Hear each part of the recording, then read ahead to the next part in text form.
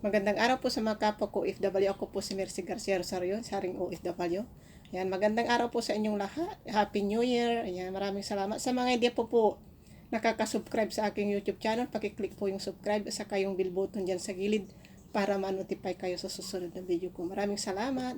Ayan, ang pag-usapan natin ngayon kasi siyempre New Year na, no? Kailangan maging masaya. Ayan, kailangan lahat ng nangyari sa 2020, kalimutan na natin yun. Para bang yung papilyan na maraming sulat, maraming scratch, maraming mali. Para bang yung kumuha ka ng papel na dami mong sinulat doon na puro naman hindi maganda, di ba? Dahil sa 2021 na Happy New Year yan, dahil sa bagong taon, kailangan natin kumuha ng malinis na papel yan. Yan ang maipapayo ko sa inyo na kumuha ng malinis na papel at mag-umpisang magsulat ng mga gusto nating gawin. Yung mga nakaraang taon, pagpalagay na lang natin yung mga pagkakamali o kaya hindi natin inaasahan na pangyayari, lalong-lalo na yung hindi tayo nakapag-ipon, di ba? Biglang dumating yung ganong problema sa atin, di ba? Sana sa 2021 naman, sana po mag-umpisa tayo ulit ng panibagong buhay, panibagong pag-asa, panibagong saya, yung bang talagang maging aral sa atin yung taong 2020, di ba? Kailangan natin talaga yung mag-focus sa buhay natin, yan. Kaya nga sabi ko sa inyo, yung pagpalagay na lang natin na may papel tayo na maraming sinulat, tapos yung mga sinulat natin is hindi naging maganda yung resulta. Kaya sa 2021, kumuha ulit tayo ng isang papel na walang sulat, yung malinis na malinis. Tapos umpisahan natin na magsulat ng magandang gusto natin gawin doon. Dapat yung isusulat po natin talagang gagawin po natin o talagang sakripisyo po, kaya talagang nasa puso natin yung pangarap natin, yung gusto natin gawin sa 2021. Wala pong posible. Kailangan po natin talaga yung nakapokus tayo sa mga gusto natin gawin sa buhay natin, yung mga gusto nating pangarap na dapat nating matupad, yung talagang gusto nating marating, yung mga gusto nating bilihin, yung mga gusto nating maipundar sa susunod na taon. Kailangan po natin yan na gawin, o kaya kailangan natin na talagang nakapokus po tayo sa ating mga pangarap. Kaya nga sabi ko nga, dahil sa dami ng problema sa 2020, kailangan natin mag-umpisa ulit. Kailangan natin na bumangon, di ba? Sa daming problema na nangyari ng taon na to, dami rin siguro nating natutunan, di ba? Sabi nga nila, sa bawat pagsubok, mayroon tayong natututunan.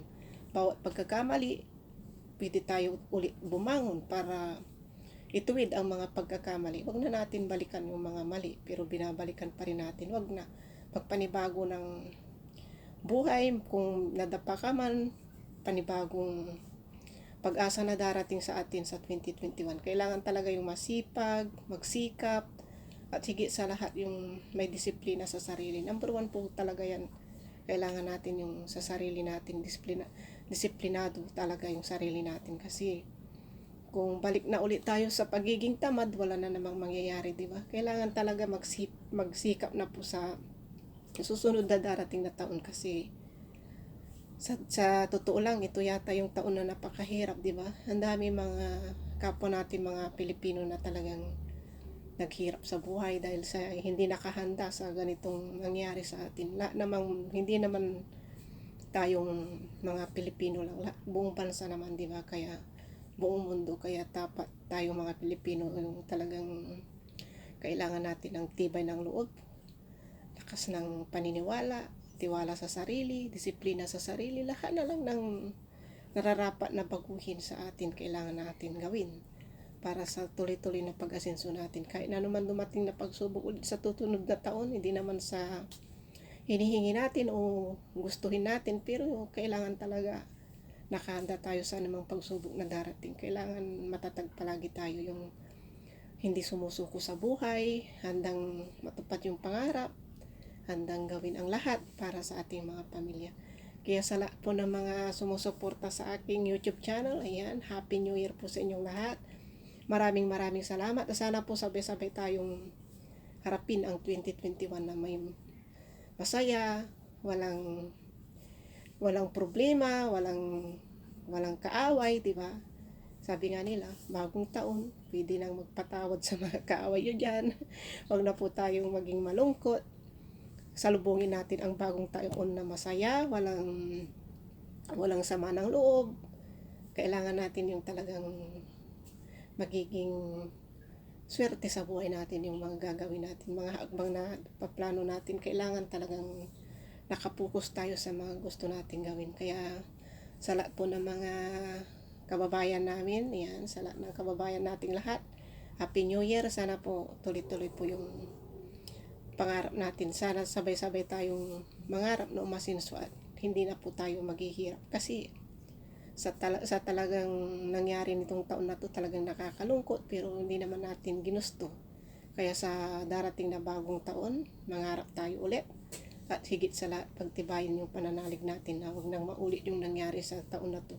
Sana sa pagsalubong ng 2021, sana po tayo maging malakas at walang anumang sakit na mararamdaman natin. Kailangan po natin talaga manalangin at higit sa lahat, dapat natin mahalin ang ating mga pamilya, yan, mga kaibigan. Kailangan natin ng maging maganda sa halimbawa sa atin mga kaibigan natin, mga pamilya natin. Dapat tayo yung una, number one na hahangaan nila sa darating na 2021. Dapat nakikita nilang malaki ang pinagbago natin sa mga nangyari. Kailangan maging aral na po yan. Ayan, sa lahat po ng sumusuporta ng aking YouTube channel, maraming salamat po. Sana po wag kayong magsawang sumuporta sa akin. Ayan, sana sa mga kaibigan ko dyan, ayan, mga ka-MK, Happy New Year. Sa lahat po ng sumusuporta, thank you. Miles, Happy New Year. Kay Teacher, Happy New Year. Lahat po ng laging nanonood ng aking YouTube channel, maraming salamat. Sana po sa darating na bagong taon, lahat tayo magtagumpay, lahat ng pangarap natin makamit natin, lahat ng gusto natin gawin. Alam ko sa darating na 2021, nandyan lang yung mga pangarap natin na kailangan natin tupadin. Yan. Kaya sana huwag tayong mawala ng pag-asa. Ayan. Alam ko tayo mga OFW, di ba? Mag-New Year tayo na walang kasama, malayo sa pamilya, pero darating din yung araw na uuwi din tayo sa Pilipinas. Makakasama na natin ang ating mga pamilya, masayang salubungin ang bagong taon. Yan, sana po darating yung araw na makakauwi na rin tayo para sa susunod na parami pang mga bagong taon, Pasko ko yan, na pwede tayong magsama-sama, nakasama ang pamilya natin na masaya at siyempre masagana kasi nakahanda na tayo at mayroon na tayong pinansyal na maiipon para po sa ating pamilya. Basta sikap lang tayong mga OFW, huwag mawala ng pag-asa. Ayan, maraming salamat po. Happy New Year ulit. Sa ulitin, thank you very much. Bye-bye. Happy New Year.